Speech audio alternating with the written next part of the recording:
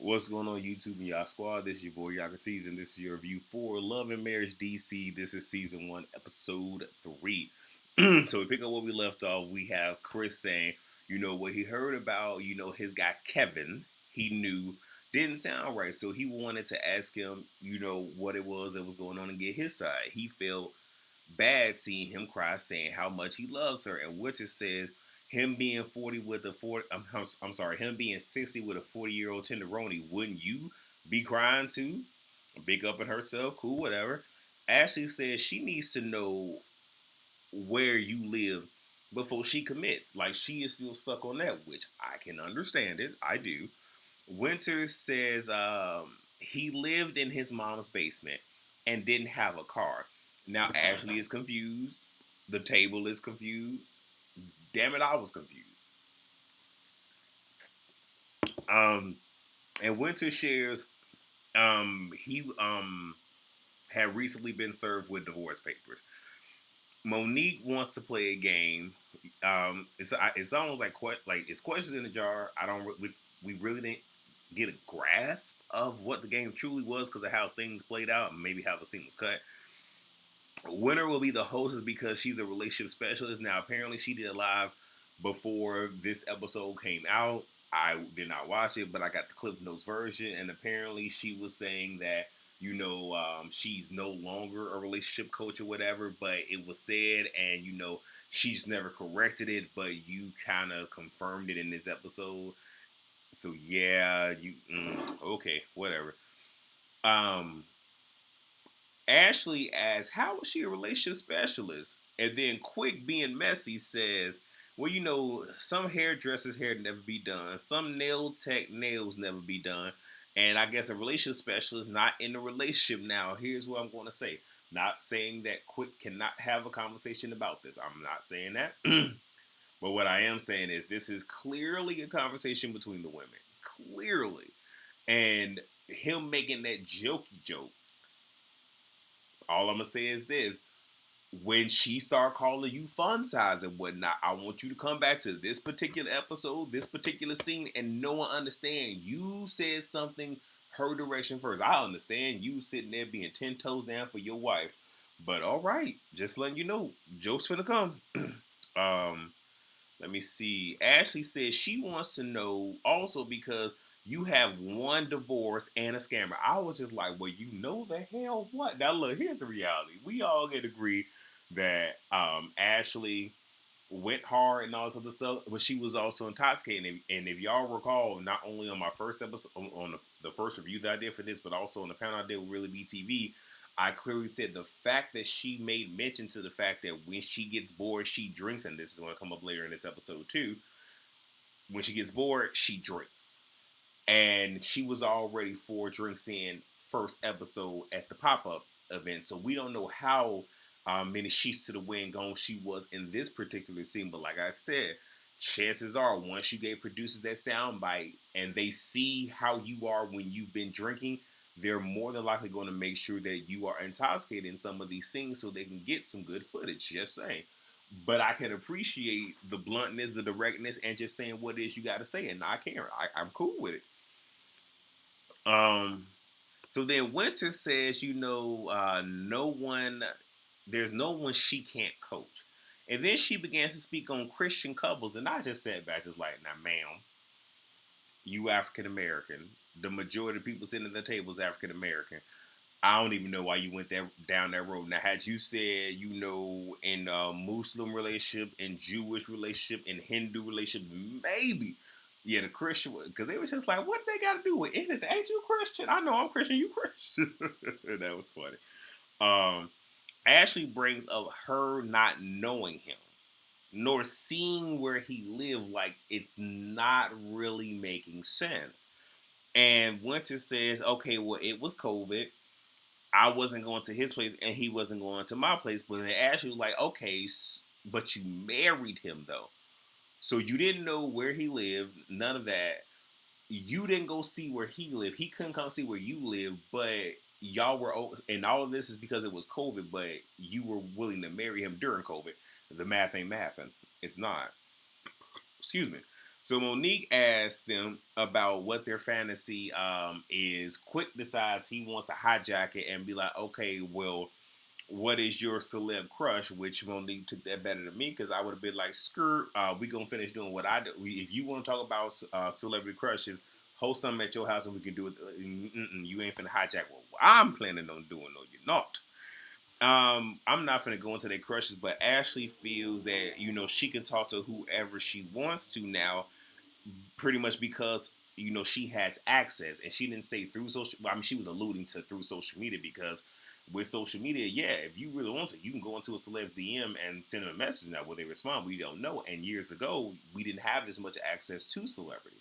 So Winter, because Winter has already, gotten shot at by Ashley, she didn't ask her, okay, so do you have access because of who your husband is? When I tell y'all, I near about fell out on the couch because I'm just like, you know what, Winter, come on. Like, and look, let's just say this. Winter may not have given it to Ashley the way that we wanted to, but at least she was willing to, stand her ground, and I can appreciate that. But that comment really did upset Ashley, and I can understand it. But at the same time, Ashley, though you were only asking questions, you were pretty much being a little bit rude. Again, I mean, like I said, I appreciate your authenticity, but you can't come at somebody, whether you're asking questions or not, you can't come at somebody and it's not expect them to come back at you. So now we get Raina and Jamie, they're running. That's more of a jog, but okay, whatever. They rehashed the dinner, and Jamie felt the questions were a setup, possibly, and Jamie is mad that she was running her mouth and she needed to have amnesia. I didn't like how that came out. And I mean, he presented it in a joking way, but he meant that. It comes off as very, very controlling, especially when she made the comment, I believe it was last episode, how you can bring stuff up and it not be a problem, but I bring something up, okay, and now we have an issue. Like, I don't like that. Also, the energy that he has towards Jamie Jr. or Jamie the Fourth, I call him Junior. Uh, I didn't like it. It's just somehow he's coming out. It's not really sitting well with me. I don't know what it is. I'm just letting y'all know. But even in him talking to her like that, I didn't really like that. I really didn't. And Jamie Senior, is gonna take the boys out, to do some working out or whatnot, and meet up with Quick and his son. Cool. We get Monique and Chris. They're getting ready for Africa. All that I really wanted to address in this is Monique brings up the fact that he said hush at the dinner, and it's in front of, and you're doing this in front of the children. Now we could sit here and argue on whether or not him saying hush was wrong, disrespectful. But I'm gonna say this: even if like I think that there's a hell of a lot worse that he could have said. Is it disrespectful? Yeah, for what it's worth. But at the same exact time, we're not gonna sit here and pretend as if Monique wasn't being disrespectful to him first. Again, we're not doing tit for tat. But the frustration was there. He's trying to talk. Monique's cutting him off and all this other stuff. That's why he said hush. But the way you talk to Chris in general is very nasty. It's very disrespectful, very demeaning, and I would say emasculating. But man, whatever. So I just didn't like this conversation was being had in front of the children. That's just not something that you do. And again, it's like, I get it, you're shooting the show and everything else, but you still have to be aware. And certain conversations don't need to be had in front of the kids. You don't need to be giving your children these nuggets. Because again, the way that they see relationship is going to be from how they saw y'all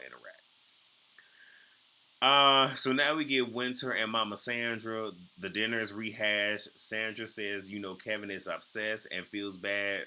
And she feels bad because she championed him. He had asked Mama Sandra before even courting her if he could and all this other stuff. So Mama Sandra feel bad, like, I kind of put you in a situation. You might have helped set it up, but your daughter is 40. She grown. So she put herself in this, and she has to own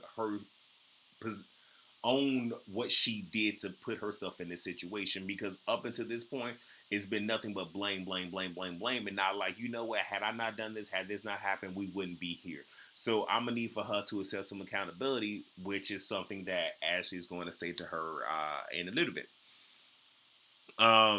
She says that she was served papers from his business partners because he was financially irresponsible when it came to the funds. And she was like, well, what if my kids would answer and he didn't think about this? And it's just like, you can't put all this on your kids, baby. The fact that you didn't know him as long as you should have, you did not let you tell it, you did research but you didn't do enough and you rushed into something. It's not his fault that this happened. I mean, granted, what happened, yeah, but you put yourself in a situation for it all to come crumbling down on your head. So I don't feel sorry, man. We get Ashley and Irena. Ashley's getting Botox in her armpits to control the sweating. Irena wants to get her butt done. The dinner is being rehashed, more or less the winter part. Ashley said, just admit you got. And that would pretty much like kill all of this. Like, we wouldn't even have to really be going down this road. Just say you got. Arena says, things got kind of spicy and says, like, you kind of came at her left and Winter felt attacked. And I can appreciate the fact that, because Arena even said, like, I'm older than these other women, so I'm not going to do the whole caddy going to tell this one and that one. She, even though it wasn't in the moment, she went straight to Ashley and was like, hey, look, this is what happened. This is how I feel. Whether you agree or disagree, I'm just letting you know. And I can appreciate that. So we get Jamie Jr., Jamie Sr., Jason, Quick, and Look Quick. They at the gym. We finna go ahead and make this real quick. Make it real quick. We're going to speed through this, I should say. So Quick has a DJ school. I believe he said that it's going to be opened up in DC. He and his business partner already have one. I think they're opening up one in DC. Jamie Senior goes and get Jason because let Jamie Senior tell it. Jason wants to be a DJ, so he, lets him talk to Quick because Quick is a DJ, and Jason says, "My father wants me to be a DJ," and this is one of those where sometimes you just gotta listen to what your kids are saying, and it was very clear. My father wants me to be a DJ, not I want to be. My father wants me to be one, and one thing that I said on Really Be TV's panel yesterday about this is I just hope that they're not going to exploit Jason when it comes to this. And based off of how next episode is looking, again, I'm going to reserve all of my commentary for when I actually do the review. It just ain't looking right. But anyway, Quick has a convo with Jamie Jr. about life decisions. Let him know, just like, look, man, like, I'd have been in the streets. I'd have been shot, stabbed, and all this other stuff. Like, this ain't the life that you want. This ain't the road you want to go down. And long story short, you ain't about this life. Like, accept the fact that you were, a well-off kid with well-off parents and live that life, in essence. And I appreciate him, just talking to him, straight about it, like not beating around the bush. All right, and the last thing. We get Winter, Ashley, Irena, and Tasha. Tasha is the other woman that was at the table with her husband. I believe his name was Neil, if I'm not mistaken. So Winter toasts to new friendship. Ashley makes and Ashley says, friend is a big word. And I understand it. And she says, we are new acquaintances. I understand that too. Now, yes, Winter did say to new friendships, but it's going to take some time. It is. And, I understood where Ashley was going with it, so I'm not mad at her. They rehashed the dinner, and, did I say son? I'm sorry, Tasha. I put Sonya here. Tasha brings up Kevin.